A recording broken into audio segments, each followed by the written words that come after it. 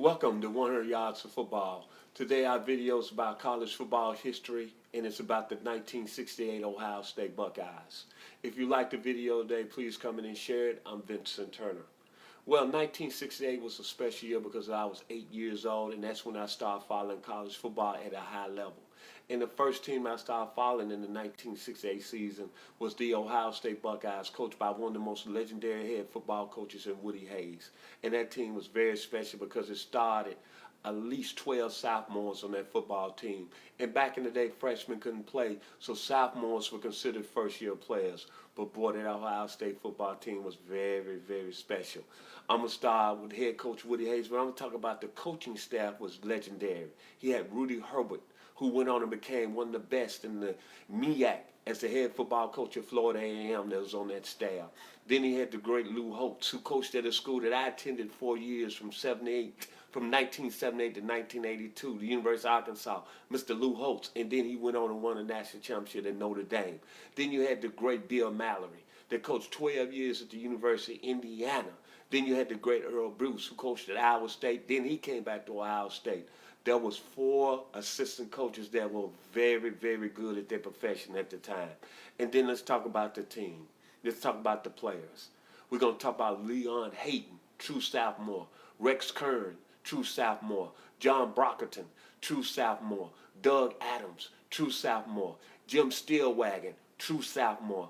And my man, Tim Anderson, true sophomore. And my man, the late, great Jack Tatum. That's why I call this team very special, the Super Sophomores. That season, that Super Sophomore team offensively averaged 32 points a game. But one key statistic to that 1968 team, they ran 84 plays. Their defense only gave up 15 points a game. And when I knew this team was very special, they opened up on September 28th and they played a very good SMU team. They had a very talented quarterback in Chuck Hickson, but they had the best receiver in the country in Jerry Levias. And they beat that SMU team 35-14. Then three weeks later, this when I know Ohio State, that team was going to be special. They beat the number 1 team, the Purdue Boilermakers, who was ranked number 1 at the time and had 2 very good football players, and Mike Phipps, who was the quarterback, and the great Leroy Keys, who was one of the best college football players out of Newport News, Virginia, to ever play college football in the Big Ten. And the previous year, Purdue had beaten Ohio State 41-6. But that day, the Ohio State Buckeyes beat Purdue 13-0, and that Ohio State team on the defensive side held Purdue to 100 yards passing and 71 yards rushing. Then I know that Ohio State team was going to be special. Then let's go on down through the season. In that rivalry against Michigan, last game of the year, they beat Michigan 50-14.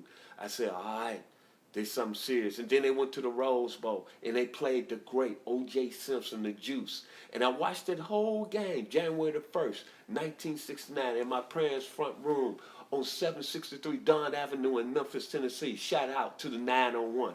And the first play of the game, O.J. Simpson went 80 yards. And I said, oh, my God. I said, USC might run away.